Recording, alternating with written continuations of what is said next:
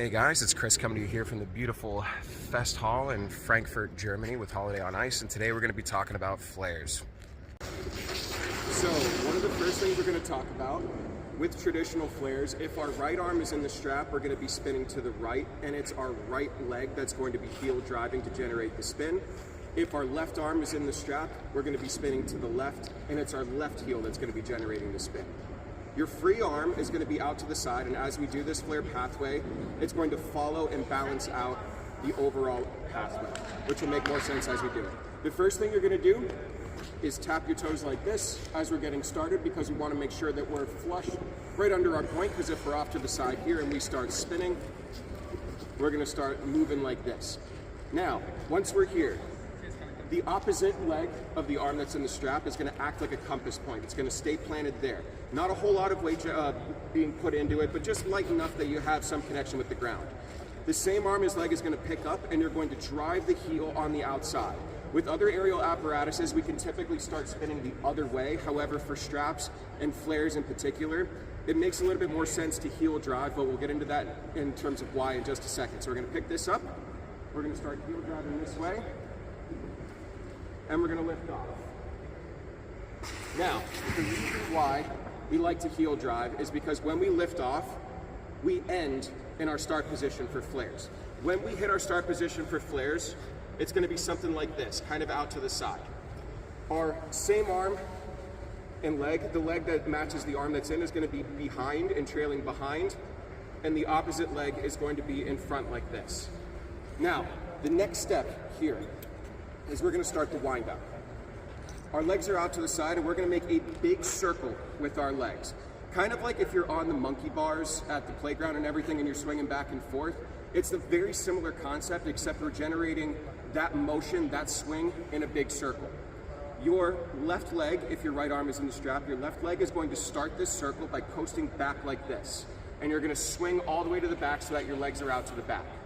From there, you're going to start a figure of 8 pattern. You're going to lead with your left leg. Your right leg is going to scissor behind so that we have this action going on, and it's going to unravel like this, and then finish in the same position that we started. So if we're putting this in practice, we're in the straps here. We've gotten flush with our point like this. This arm is out, actively balancing us out here.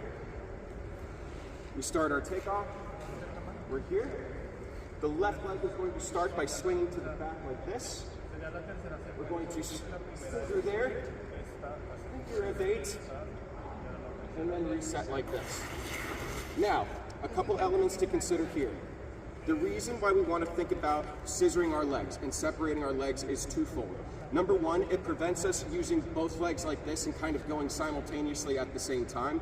It also generates hip twist as we start that unravel, which is going to be more important when we start finishing in positions like flag or doing full twists and things of that nature.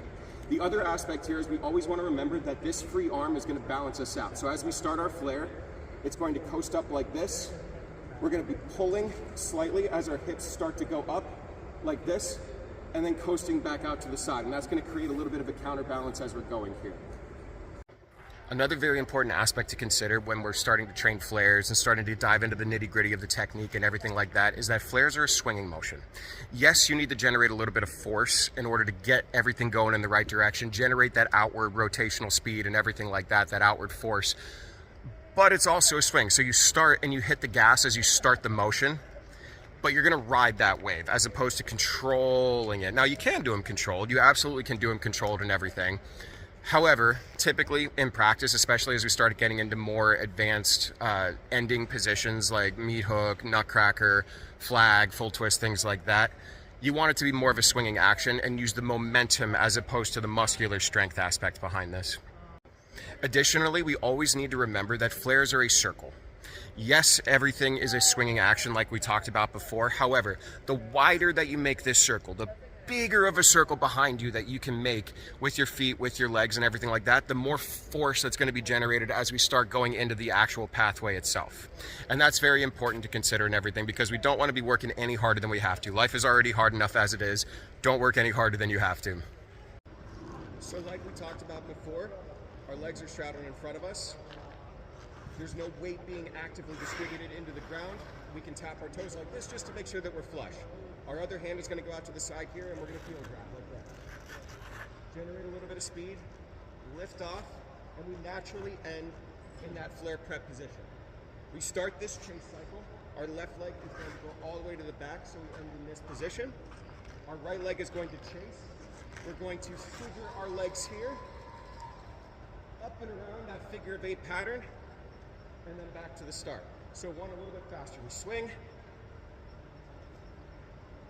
and down to there. So just to recap everything, we have our start position here where we're tapping our toes to make sure that we're not distributing weight into the ground. The same leg as arm that's in the straps is going to pick up and it's going to heel drive behind us to generate spin. Our other foot is going to be acting like a compass point on the ground. It's going to stay there and everything. And when we hit that nice sweet spot in the rotation, you're going to actively feel it lift off, and we're already in that prep position, which is why we heel drive as opposed to kind of leading with the hip going the opposite direction. Once we're in this position here, we start with the opposite leg as arm that's in the strap. It's going to go behind us and start making a big circle, and the other leg is going to chase. We're to the back. We're going to swing through. We're going to scissor our legs like this and create this action, even if it requires a little bit of a heel drive with this foot here. We're going to unravel our hips, do a whole figure of 8, and come down.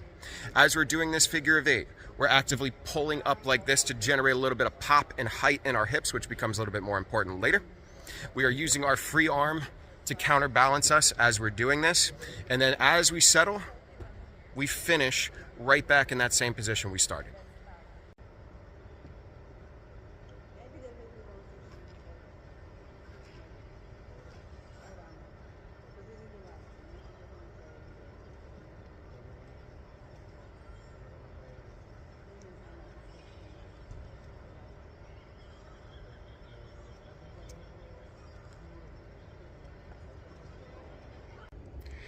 Another useful thing that we can do to help train flares is to do the actual figure of 8 pattern on the floor. So if we were to think of our right arm in the strap, we're on our right side. We're going to start with our left leg. We cut it around this way, heel driving this one behind us. We're going to figure of 8 our legs and then finish with that right leg in front. So if we were to think about this from the beginning, we're out here, we do the backswing, and then we start with our left, heel drive with the right, figure of 8, and then back to where we started.